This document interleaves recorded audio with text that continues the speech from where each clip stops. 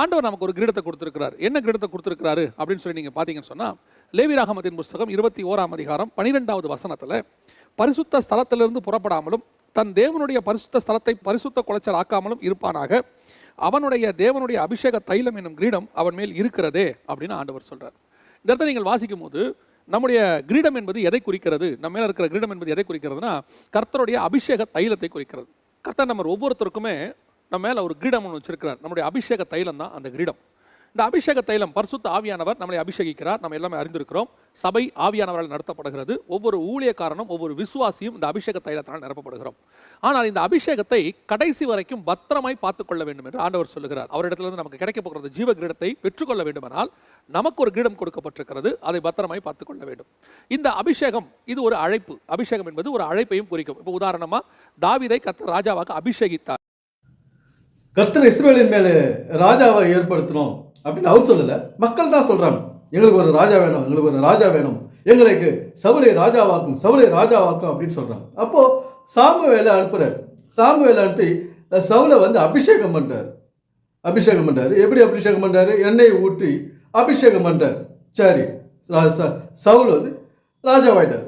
அது கர்த்தரை ஏற்படுத்தல. இவங்க கேட்டாங்க, சவுல் தான் ராஜாவா இருக்கணும் அப்படின்னு சொல்லிட்டு இவங்க கேட்டதுனால சவுலை ராஜாவாயிட்டார்.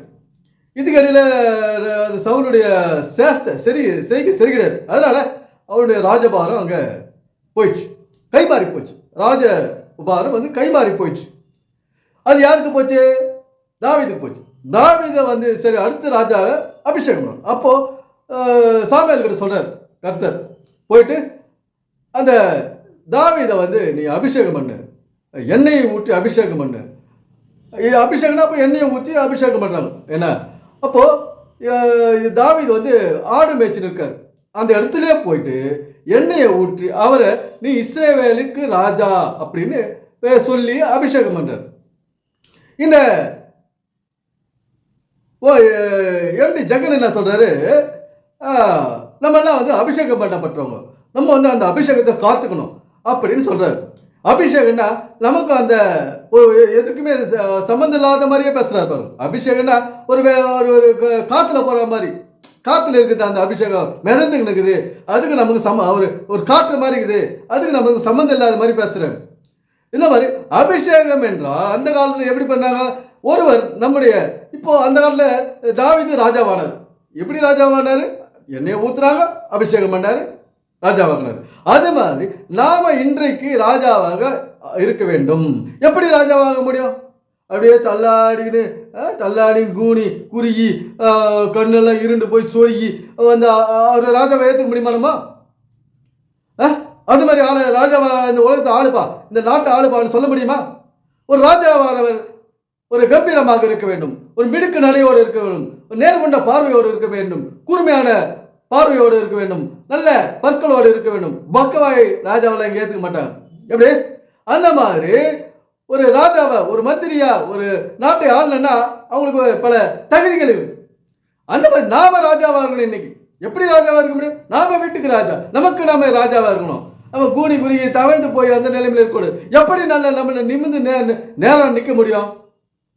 அந்த கர்த்தர் கொடுத்த எண்ணெயை நம்ம தலைமையில ஊற்றும் பொழுது தான் ஊற்றணும். தேய்ச்சா அங்கே கணக்கு கிடையாது. எவ்வளோ நேரம் தேய்ச்சா கூட கணக்கு கிடையாது. ஒரு சொட்டு, ஒரு ஸ்பூன் எண்ணெயை தலைமையில ஊற்றும் போது தான் நம்மளுக்கு அந்த எண்ணெயானது உடல் உறுப்புகளெல்லாம் உள்ள போய் பல்லு, கண்ணு, தொண்டை, செஸ்ட், இதய செயல்பாடுகள், ரத்த நாளங்கள், நரம்புகள் எல்லாம் ஊறி அது நல்ல நம்முடைய ஆரோக்கியத்தை, நம்முடைய ஹெல்த்தை ஆக்டிவ் ஆகுது, நம்முடைய சக்தி அதிகரிக்குது, நம்முடைய சுறுசுறுப்பு அதிகரிக்குது. எதனால? அந்த தேங்காய் எண்ணெயை நம்ம தலைமையில ஊற்றும் போது தான். இதுபடி எல்லாம் விளக்க மாட்டார் இந்த எம்டி ஜெகன் அவர்கள். அதெல்லாம் இவருக்கு தெரியாதுங்க. அதை பற்றிலாம் இவருக்கு தெரியாது. தேங்காய் எண்ணெய், கடலை எண்ணெய், வழக்கெண்ணெய் அதெல்லாம் தெரியாது. இவருக்கு நம்முடைய இயேசு கிறிஸ்து ஒருவரை அந்த அபிஷேகத்தை காத்துக்கொள்ள வேண்டும் அப்படின்னு ஒரு வெற்று கதைகளை சொல்லி நிற்பாரு. வீணா போன வார்த்தைகளை அள்ளி தெளிச்சு நிற்பார் இந்த எம்டி ஜெகன் அவர்கள். நண்பர்களே, இந்த வேதம் எதற்காக உருவாக்கப்பட்டது? கதைகளை கேட்டுட்டு போறதுக்கு உருவாக்கப்பட்டது அல்ல. நாம் நம்முடைய சந்ததியை ஆள வேண்டும், நாம் நம்முடைய தலைமுறையை ஆள வேண்டும். அதற்காக உருவாக்கப்பட்டவர்கள் தான் நாம் ராஜாக்களாய் ஆரோக்கியத்தோடு இருக்க வேண்டும். நம்முடைய உள்ளுறுப்புகள் எல்லாம் ராஜதன்மையோடு ராஜரீகத்தோடு இருக்க வேண்டும். கண் பார்வை மங்காமல் இருக்க வேண்டும். பற்கள் விழாமல் இருக்க வேண்டும். அதுவே ராஜதன்மை. நண்பர்களே, ஆரோக்கியத்தை மையமாக வைத்து எழுதப்பட்டது இந்த பைபிள். அதை பற்றியெல்லாம் எம்டி ஜெகன் அவர்களுக்கு தெரியாது. அதனால் இவர் இவ்வளவு காலமாய் உளறி உளறி உளறி கொட்டி கொண்டிருக்கிறார். நண்பர்களே, இந்த வாழ்க்கையானது வீணாய் போய்விடக்கூடாது. இந்த வாழ்க்கையானது நம்முடைய ஆரோக்கியத்தின் மேல் கட்டப்பட வேண்டும். நம்முடைய வருங்காலமானது நம்முடைய சரீர ஆரோக்கியத்தின் மேல் கட்டப்பட வேண்டும். அதற்காகத்தான் உருவாக்கப்பட்டது இந்த பொருட்கள் எல்லாம். எண்ணெய், தேங்காய் எண்ணெய், கடலை எண்ணெய், விளக்கெண்ணெய் போன்ற நம்முடைய சரீர பராமரிப்புகளுக்காக உண்டாக்கப்பட்டது இந்த எண்ணெய்கள். இதை பற்றியெல்லாம் வேதத்திலிருந்து சொல்வதில்லை. ஆரோக்கிய சம்பந்தமாக இவர்கள் பேசுவதில்லை. யாரு எக்கடி கெட்டு போனாலும் இவர்களுக்கு கவலை இல்லை. யாருடைய ஹார்ட் ஃபெயிலியர் ஆனாலும் இவங்களுக்கு கவலை இல்லை. யாருடைய கிட்னி ஃபெயிலியர் ஆனாலும் இவங்களுக்கு கவலை இல்லை. எம்டி ஜெகன் வெற்று கதைகளை, வீணா போன கதைகளை, காரணமில்லா கதைகளை வேதத்திலிருந்து சொல்லிக் கொண்டிருப்பவர் இவர்.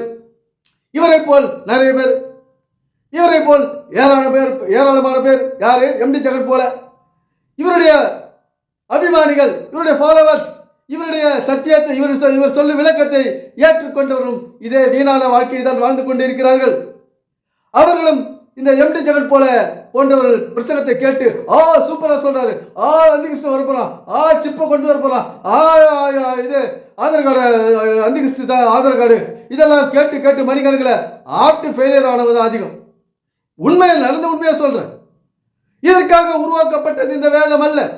நம்முடைய வாழ்க்கையை எப்படி வளப்படுத்துவது, நம்முடைய வாழ்க்கையை எப்படி அடுத்த கட்டத்துக்கு கொண்டு போவது, நம்முடைய சரீரத்தை நம்முடைய சந்ததிக்காக நாம் உதவ வேண்டும், சந்ததி வளர்ச்சிக்காக உதவ வேண்டும், நம்முடைய ஆரோக்கியத்தை நம்முடைய பிள்ளைகள் வளர்ச்சிக்காக நாம் கையாள வேண்டும். நம்ம கிட்ட சக்தி இருந்தால் தான் நம்முடைய பிள்ளைகளை ஓடி உழைக்க முடியும்.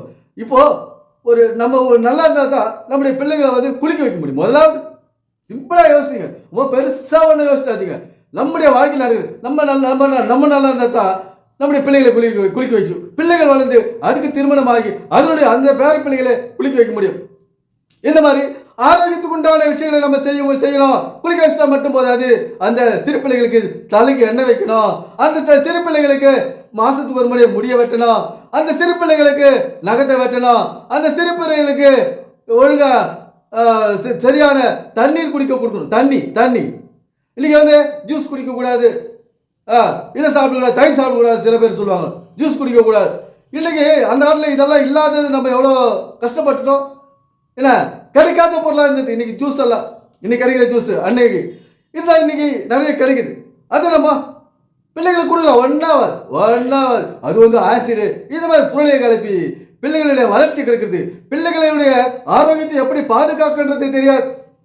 பிள்ளைகளுக்கு நேரத்தோட முடி வெட்டுறது கிடையாது, பிள்ளைகளுடைய நகத்தை வெட்டுறது கிடையாது.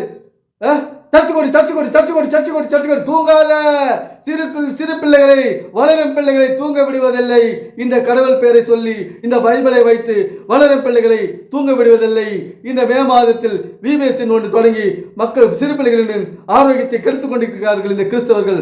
நண்பர்களே, நம்முடைய ஆரோக்கியத்தை மையமாக வைத்து எழுதப்பட்டது இந்த வேதம். அதை நாம் கைக்கொண்டு நம்முடைய சந்ததிக்கும் அதை எடுத்து சொல்லணும். வருங்காலத்திற்கு, நம்முடைய வியாதியில்லா வாழ்க்கைக்கு, நம்முடைய சந்ததிகளுக்கு எடுத்து சொல்லணும். நாம் அனுபவிக்கணும், அதை நம்ம சந்ததிக்கு எடுத்து சொல்லணும். நம்முடைய அனுபவத்தை நம்முடைய சந்ததிகளோடு, நம்முடைய தலைமுறைகளோடு நம்ம பகிர்ந்து கொள்ளணும். அதை அவங்களுக்கு கற்றுத்து கொடுக்கணும், அதை அவங்களுக்கு பழக்கப்படுத்தணும். தண்ணி குடிக்கிறது, குளிக்கிறது, அதே மாதிரி நகத்தை வெட்டுறது எல்லாம் அவங்களுக்கு பழக்கம் பண்ணி கொடுக்கலாம்.